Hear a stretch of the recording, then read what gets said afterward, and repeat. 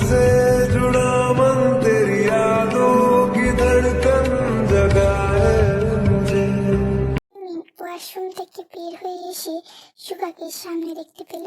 সুগা তার দিকে এক ধ্যানে ঘাড় কাত করে তাকিয়ে আছে। সুগার তাকানোটা কেমন ভয় লাগছে। সুগার চোখ আটকে গেছে জিমিনের এমন স্নিগ্ধতা দেখে। সুগা ধীর পায়ে তার গতি বাড়াচ্ছে। জিমিন সুগার পা বাড়ানো দেখে উল্টো দিকে ঘুরে গেল। সুগা জিমিনের পিঠ উল্টানো দেখে একটু নাক কুঁচকাল। জিমিনের কামিজের ভিতরে ভিজা চুলগুলো দেখে চোখ আটকে গেল।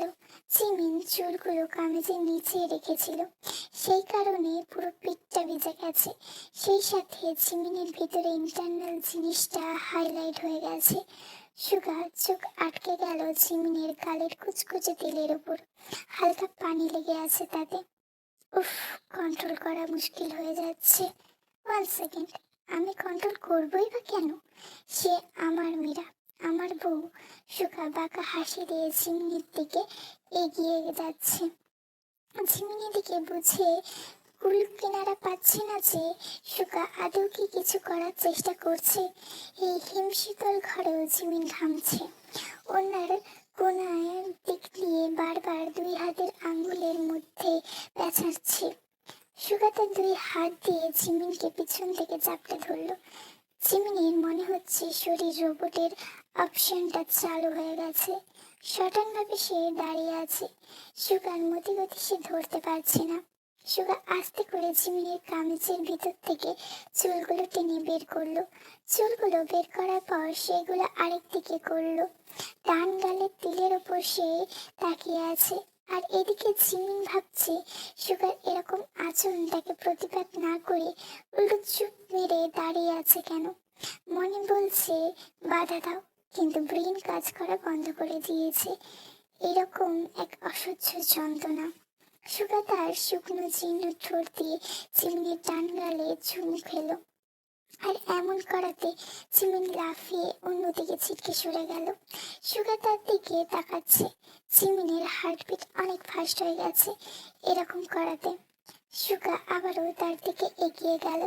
চিমিন সরতে সরতে একদম দেয়ালে পিঠ থেকে গেল তখন পিছনে ফিরে অসহায় মুখ করে তাকালো। অন্যদিকে ফিরতে যাবে তার আগে সুগা তার 2 বাহুর মাঝখানে আবদ্ধ করে ফেলেছে জিমিনকে। সুগার মুখের গরম ঘন ঘন নিঃশ্বাস জিমিনের মুখের উপর পড়ছে। এই নিঃশ্বাসে ও মনে হচ্ছে ঘেমে গেছে। কি আছে তোমার মাঝে জানার ইচ্ছে নেই। তুমি আমাকে তোমার মাঝে গ্রাস করে ফেলেছ, এটাই হচ্ছে মূল কথা। সুগা ফিসফিস করে বলে উঠল। সুগার এমন ফিসফিস আওয়াজ জিমিনের কান গরম হয়ে যাচ্ছে। চোখ তুলে তাকানোর সাহসটা নেই তার। সে চাচ্ছে কোনোভাবে এই বিষয়টা দিয়ে যেতে। শরীরটা আজকে বিলীন হয়ে গেল, মনটা আজ ধোকা খেয়ে বিলীন হয়নি। সুগাও গোসল সেরে ঘরে এসেছিল। পরনে তার এক কালারের শার্ট আর হাতে হাত কাটা টি শার্ট। সুগা তার মাথাটা আগে আরো একটু নিচু করে জিমিনের দিকে এগোলো। জিমি তার মুখটা সরিয়ে নিতে যাবে, তখনই সুগা তার শুকনো ঠোঁটের সাথে জিমিনের ঠোঁট মিলিয়ে দিল। জিমিনের চোখগুলো বিস্ময়ের কারণে বড় বড় হয়ে গেল। মাথাটা তুলতে পারছে না সে। যখন সে তার মুখটা সরালো তখন উগ্রাই হয়ে গেছিল। তখনই সুগা তার বেডের কাছে নিয়ে গিয়ে তাকে ধাক্কা দিয়ে ফেলেছিল। জিমিনের মাথা হালকা ব্যথা লেগেছিল, কিন্তু তেমন একটা গুরুত্ব দিল না সে। তার কাছে জরুরি হলো সুগার কাছে আসে নিজেকে সরানো। সুগা কেমন ঘোর লাগা নিঃশব্দ চোখে তাকিয়ে আছে। জিমিনের উপর নিজের সবটুকু ভর ছেড়ে দিল। নিজের পাকলামিটা জিমিনের উপরে প্রকাশ করলো। অনবরত ঠোঁটে চুমু দিতে লাগলো। ঠোঁটে চুমু দিতে দিতে ক্লান্ত হয়ে গিয়ে শুষে নিতে থাকলো। এমন সময় সুগার ঠোঁট ছিঁড়ে গলায় আক্রমণ করা শুরু করলো। অস্থির হয়ে সুগা তার টি শার্ট খুলে ফেললো। জিমিনের গলাতে ছোট ছোট চুমুর মাধ্যমে অনেক লাভ বাইট বসিয়ে দিল। কামিজে নিচ দিয়ে সুগার হাতটা জিমিনের কোমরের ওপরে রাখলো। সুগার তখন তার মীরার নেশায় আসক্ত হয়ে ডুব দিতে থাকলো। জিমিনের চোখ দিয়ে পানি পড়ছে। তার হাত দুটো সুগার হাতের আবদ্ধ করে রেখেছে। সুগার তার হাতের মধ্যে আবদ্ধ করে রেখেছে জিমিনকে। সুগার পায়ের মাঝে জিমিনের লক হয়ে আছে। সুগার জিমিনের পেটে নিজের হাতের বিচরণ করাচ্ছে। একসময় জিমিনের চেনটা এক টান মেরে খুলে ফেললো। চিমিনির কান থেকে জামা নামাতে থাকে। ঠিক তখনই একটা বিকট আওয়াজ আসলো। মনে হচ্ছে অনেক বড় কোনো একটা জিনিসকে তুলে আছাড় দিয়েছে এবং সেটা টুকরো টুকরো হয়ে গেছে। চিমিনা এমন আওয়াজে ভয় পেয়ে সুগার বুকে মুখ গুজে দিল। সুগার মেজাজটা চট করে খারাপ হয়ে গেল। কানের মধ্যে ঝিঝি করতে শুরু করলো।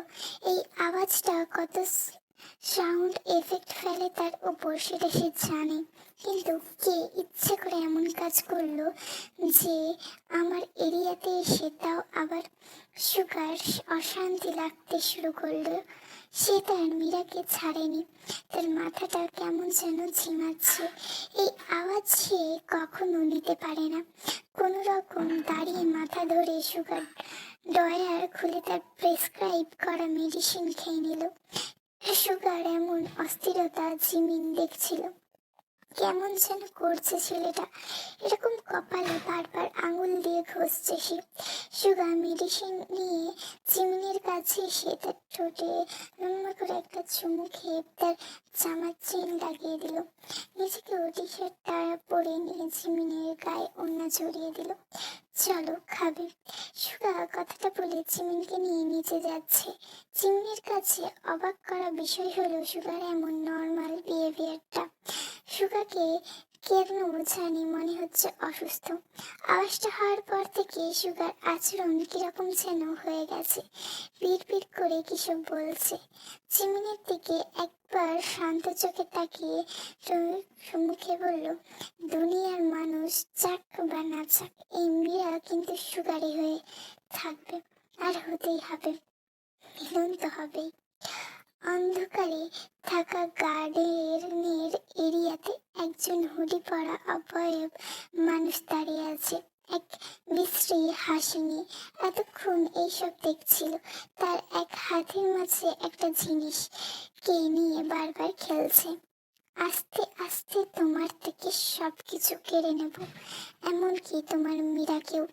তোমার ঘড়ির উল্টা কাটা দিন গোনা শুরু করে দাও। এইটা বলে লোকটা থাকা অবয়বটি সিটি মারতে মারতে আরো অন্ধকারে মিশে যেতে থাকলো। ডাইনিং এ বসে তারা ডিনার করছে। জিমিনের সামনে বয়েল করা এগ আর পাউরুটি। এটা খেয়ে কি হবে? খাবার দেখে তার পেটটাও জানালো যে সকাল থেকে এক ফোঁটা পানিও তার পেটে পড়েনি। সুগা তার সামনে থাকা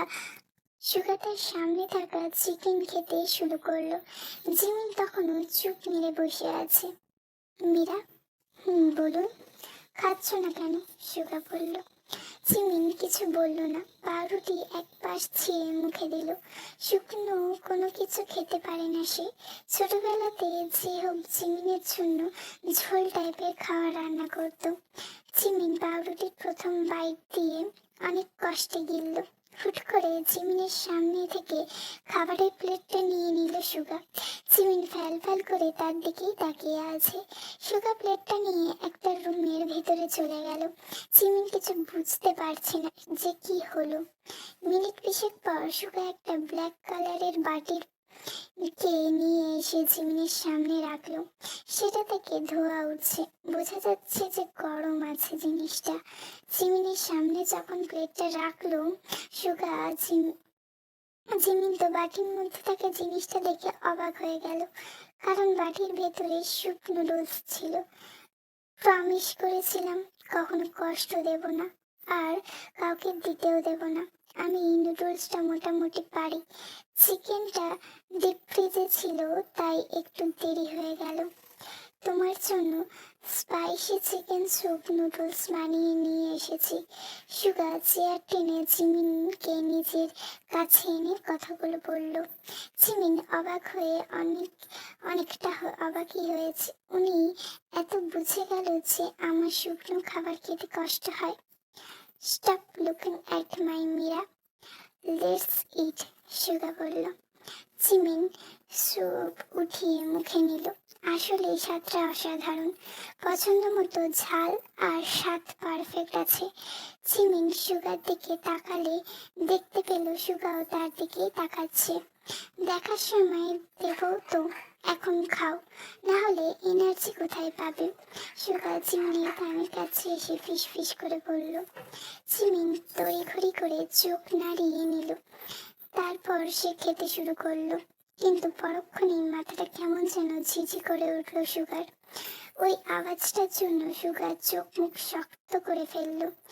তার এখন খুব ঘুমের দরকার। একতরফা ভালোবাসার অনেকটাই জোর। ওর সামনে একটা লোক দাঁড়িয়ে আছে। জিহুব তার হাতে থাকা ক্লিপটা নিয়ে লোকটির দিকে হতভম্ব হয়ে তাকিয়ে রয়েছে। আমার মেয়ের সাথে এই পাগলের ভিডিও কে দিয়ে পাঠালো? জিহুব অবাক সুরে জিজ্ঞাসা করল। বস পাঠাতে বলেছে, লোকটি মাথা নিচু করে জবাব দিল। তোর বস কে? জিহুব দাঁত কিরমির করতে করতে বলল। ভিডিওর মানুষটাই হচ্ছে আমার বস। ওই পাগল লোক, তুই বাইরে যা এক্ষুনি, তুই বাইরে যা। তোর এত বড় সাহস, আমার মেয়েকে চুরি করে নিয়ে গেছে, আমাকে বেহুশ করে, আবার ভিডিও ক্লিপ পাঠায়। জিহুব তার পায়ের স্যান্ডেল খুলে ওই লোকটাকে মারতে মারতে বলল। স্যার, ও স্যার, কি করছেন? আমার কাজ তো আমি করেছি, মাফ করে দেন, আর আসবো না, শুধু বস পাঠালে আসবো। লোকটি কেমন মিনমিন করে জবাব দিল। তোমার বসের গুষ্টি কিলাই, বাইরে যা এক্ষুনি। জিহুব স্যান্ডেল নিয়ে তেড়ে আসলো। তাৎক্ষণিকভাবে দৌড় দিল লোকটি। জিহুব ধড়াস করে সোফায় বসে পড়ল, চোখে পানি আর ঠোঁটে হাসি। এতক্ষণ পর তার পুতুল কন্যাকে দেখতে পেল সে। বুকের মাঝখান দিয়ে প্রশান্তির ঢেউ বয়ে যাচ্ছে। আমার পুতুলকে যে নিয়ে গেছে সে যেন আজীবন তাকে সুখে রাখতে পারে, জিহুব মনে মনে বলল। রাতের খাবার সেরে সুগা জিমিনকে উপরে নিয়ে গেল। তার হাতে লেডিস ট্রাউজার আর ঢোলা টি শার্ট ধরিয়ে দিল। জিমিন তো কিছুতেই পরবে না, আর সুগা তাকে ছাড়বে না। লিসেন, এখন যদি গিয়ে তুমি চেঞ্জ না করো, তাহলে আমি কিন্তু 1 সেকেন্ড সময় নেব না তোমাকে চেঞ্জ করাতে। সুগা দাঁতের দাঁত চেপে কথাগুলো বলল। এই কথা শুনে জিমিন ঢোক গিলল। এইটুকু সময় সুগাকে সে ভালোভাবে চিনে ফেলেছে। তার কথা না শুনলে সত্যি তাকে সে নিজে হাতে চেঞ্জ করাবে। সুগার দিকে যখন জিমিন তাকালো, তখন দেখলো সুগার চোখে আগুন জ্বলজ্বল করছে। জিমিন কোনো উপায় না পেয়ে সেটা চেঞ্জ করতে গেল। জিমিন রাতের বেলা এরকমই পোশাক না পরে ঘুমাতে পারে না। সুগা এই কথা খুব ভালো করে জানে। তার মীরার ছেলে কোনো কষ্ট না হোক, এই জন্য তার উপর এত জোর খাটায় সে। জিমিন অস্বস্তি অনুভব করছে, কারণ এই ট্রাউজার আর টি শার্ট পরে সে তার বাবার সামনে কোনোদিন যায়নি। আর এই লোকের সামনে কিভাবে যাবে সে?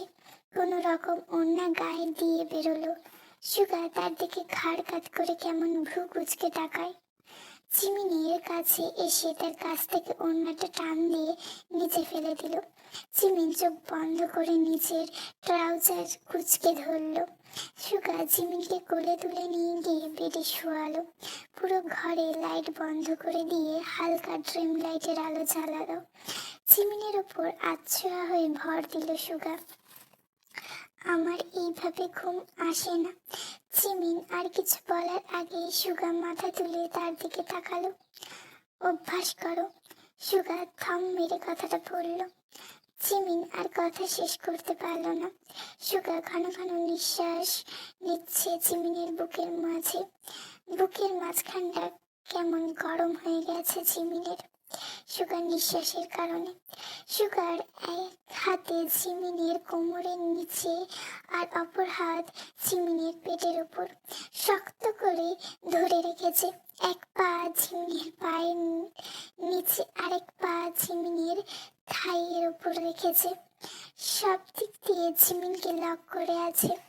একটু পর সুগা এমন ভাবে তার মাথাটা ঝিমিনের বুকের ভেতরে ঢুকালো, সরতে পারছে না ঝিমিন। এমন ভাবে সুগা তার হাত পা চাপটে ধরে আছে। এরকম উসখুস করতে করতে ঝিমিন ঘুমিয়ে দেশে গভীরভাবে তলিয়ে গেল। সকালবেলা একটা পাখি ডাকার জন্য ঝিমিনের ঘুমটা ভাঙলো। চোখ খুলে আস্তে আস্তে পরক্ষণেই বুঝতে পারল তার নিচের ওপর ভারী কিছু অনুভব করছে সে। বুকটা ধক করে উঠল। ঝিমিন চট করে সেদিকে তাকালো, সুগাকে দেখতে পেল। সুগাকে দেখে তার মনের অস্থিরতাটা কিছুটা কমলো। বুঝলো সে সুগার অধীনে। সুগার মুখে ঝিমিনের গলাতে, জিমিনের ওপর হাত পা উঠিয়ে তার উপর অর্ধেক ভর দিয়ে রেখেছে। জিমিনের ওপর কেমন করে সাপের মতো পেঁচিয়ে শুয়ে আছে। সুগার ঘুমন্ত নিঃশ্বাস বারবার জিমিনের মুখে পড়ছে। সুগার মুখটা কি শান্ত লাগছে, চোখের পাপড়িগুলো কি বড় বড়। নিঃসন্দেহে উনি যেন কোনো মেয়ের স্বপ্নের রাজপুরুষ হতে পারে, কিন্তু ভাগ্য তার কপালে এই পুরুষকে রেখেছিল। জিমিন খুব চেষ্টা করছে ওঠার, কিন্তু পারছে না। ভারী ভারী হাত পা গুলো কেমন আঠার মতন শিখে আছে তার শরীরের সাথে। একটু মুখ থেকে এই আওয়াজ বের করলো। জিমিন নড়াচড়া করলো। সুগা এরকম ঘুম ঘুম আওয়াজে জিমিনের বুকের উপর দিয়ে মনে হচ্ছে বরফের পিণ্ড চলে গেল। Do not move Meera, I need you smell. Suga বলে জিমিনের গলাতে একটা ঘুমের মধ্যে ছোট করে খুটুস করে কামড় দিয়ে নাক দিয়ে গলা স্মেলটা টেনে ঘুম দিল। জিমিন ভেবেচাকা খেয়ে গেছে সুগার এরকম কাজে যে এখন তার শরীরের গন্ধ তাকে দরকার। সকাল 10টায় উঠলো তারা। জিমিনকে আগেই উঠতে হয়েছে, কারণ আগে গোসল করতে চায় সে। মাথাটা কেমন ফাঁকা ফাঁকা লাগছে আর শরীরটা ভারী লাগছে। সুগাও ফ্রেশ হয়ে খালি গায়ে শার্ট পরে ঘরে আসে তোয়ালে দিয়ে মাথা মুছতে মুছতে। জিমিনও জামার চেন লাগানোর জন্য ঘরে এসেছে, যে ভিজা পিঠ মুছবে। যেহেতু সুগা নেই, তাই হড়বড়িয়ে ঘরে আসতে গিয়ে সুগাকে দেখে তার চোখ কপালে আবার উঠে গেল। পথ ধরলো উল্টো দিকে। সুগা তাকে ঝড়ের গতিতে দেয়ালে সেটে ধরলো।